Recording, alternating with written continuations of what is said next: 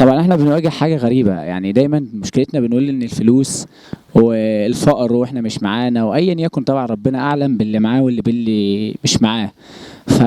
طب تفتكروا ان اذا اتوجدت الفلوس، يعني المشكلة بقى اللي هي الفلوس، طب لو اتوجدت هنعمل ايه؟ تعال نشوف ممكن نعمل ايه كده لما يبقى معانا فلوس.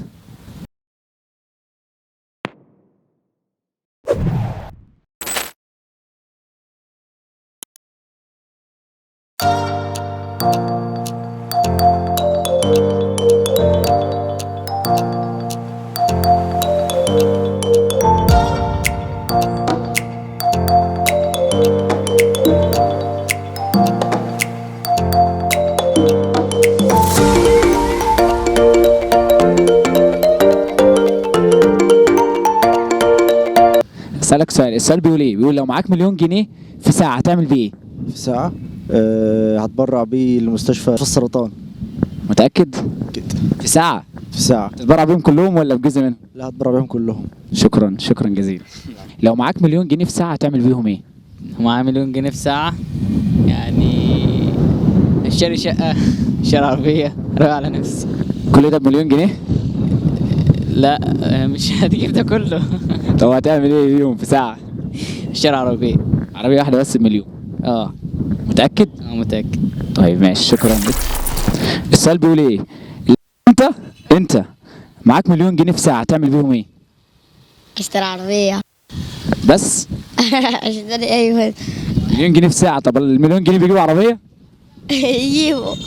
صح؟ ماشي شكرا. اسمك ايه؟ وراه. ماشي شكرا. لو معاك مليون جنيه في ساعة هتعمل بيهم ايه؟ في ساعة هروح اتجوز. بالمليون جنيه؟ اكيد طبعا. في ساعة؟ اكيد. قرار مناسب. ماشي شكرا. حبيبي تسلم. والله هتبرع بيهم وهجيب بالباقي اللي نفسي فيه. بشوية منيهم هتبرع بشوية منيهم واجيب شوية الحاجة اللي انا نفسي فيها، طب زي ايه نفسك فيه؟ زي بلاي ستيشن مثلا. وايه تاني؟ وبس. طب وانت؟ يعني ممكن اتبرع بجزء منهم برضه كبير، وبرضه هجيب يعني جزء كبير منهم هيبقى مبلغ بسيط، بس ممكن اجيب بيه مثلا، انا بحب موضوع الكمبيوتر زي كده هجيب في ساعة تعمل كل ده؟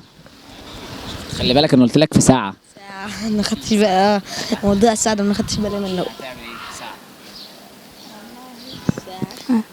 ساعة؟ كده مش هتلحق تجيب البلاي ستيشن صح؟ لا. ولا تنزل جري بقى تجيب البلاي ستيشن الاول ولا تتبرع الاول؟ لا انا عن نفسي هتبرع يا رب، يعني ربنا هيعوضنا ان شاء الله عن كده كتير. ان شاء الله برضه زي كده. ماشي شكرا. اسمك ايه؟ اسمي محمد احمد. انا محمد هشام برضه. شكرا، فرصة سعيدة. ماشي شكرا. اسمك ايه؟ فريدة. طيب بص يا فريدة، انا هسألك سؤال بس عايزك تجاوبه بسرعة. ماشي؟ السؤال بيقول ايه؟ لو فريدة انتي معاكي مليون جنيه في ساعة هتعملي بيهم ايه؟ هروح الجامع. هقدم حاجات خيرية، هشوف أنا ممكن أقدم في ايه وهقدم فيه. طيب بكل المليون جنيه ولا جزء منهم؟ لا، بكلها. كلها؟ اه، يعني هتطلع المليون جنيه كلها عمل خيري؟ عشان في ناس غير انها كتير محتاجاهم ده اخر قرار؟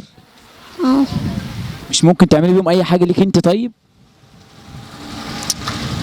ممكن اخد جزء صغير اشتري بيه حاجات، يعني لبس ليا وحاجات كده.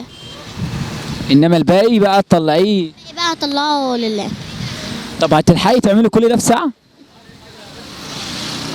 ما اعرفش، بس ممكن الوقت يكفي وممكن لا. شكرا شكرا جدا بجد شكرا. طيب بص السؤال بيقول ايه؟ لو انت معاكي مليون جنيه في ساعة هتعملي بيهم ايه؟ اعمل ايه بيهم؟ هجيب بيهم مليون جنيه في ساعة هجيب يعني حاجات كتير. ممكن منها تفكري هيخلصوا ايه؟ حاجات زي ايه مثلا؟ هجيب عربية. السؤال ده انا عايز اجابته بسرعة وما تاخدش وقت ان انت تفكر فيه. تمام؟ السؤال بيقول ايه؟ لو معاك مليون جنيه في ساعة هتعمل بيهم ايه؟ هتجوز. اول حاجه هتجوز. اكدب عليك، اول حاجه هتجوز. في ساعة؟ في ساعه. في مينيت. اول حاجة بالمليون جنيه هتعملها هتتجوز؟ ده وقتي، ده مفيش اي كلام. طب بالمليون جنيه كلهم؟ بالمليون جنيه كلهم شهر عسل بقى وقاعه وجراند وحوارات وحاجات كتير. ده انت واقف على الدلع على كده. يعني التكه يعني اديني مليون جنيه دلوقتي هروح اتجوز النهارده. بس انا شايف ان هم مش هتلحق تعمل كل ده في ساعه، لان هم هيكونوا معاك في ساعه وهيختفوا. لا لا لا هعمل بيهم كل حاجه، ما تقلقش انت، بس انت هديهم لي وانا اقل من نص ساعه فرتكهم لك. اتمنى لك انهم يبقوا معاك قريب ان شاء الله. فرصه سعيده، شكرا. هشتري فيلا. فيلا بمليون جنيه؟ اه مش فرصه افكر، فهشتري فيلا في الساحل الشمالي. طب يفرض ما لحقتش تجيب بيهم فيلا او طلعت اغلى من المليون، كده هيروحوا في الساعه. لا في بمليون. في فيلا بمليون؟ ايوه.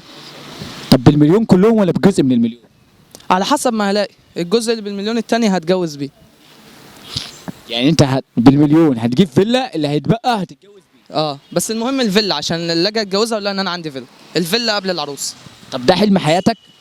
لا انا ليا احلام تاني، بس انت بتقول مليون جنيه لو هصرفهم في ساعه. فانت عشان تلحق في ساعه، انت ذكي عليك. ايوه انت في الساعه تلحق تعمل. ايوه. لا ده لو بعد ما لقيتش الفيلا يعني. يعني لو الفيلا الاول، لان دي حاجه تعود عليا انا، لكن بعد كده ما قدرتش او ربنا ما كتبليش ان انا اجيب الفيلا، طبعا هتبرع بيهم، لان في ناس هتبقى محتاجاهم في الوقت ده، وفي الوقت ده بالذات.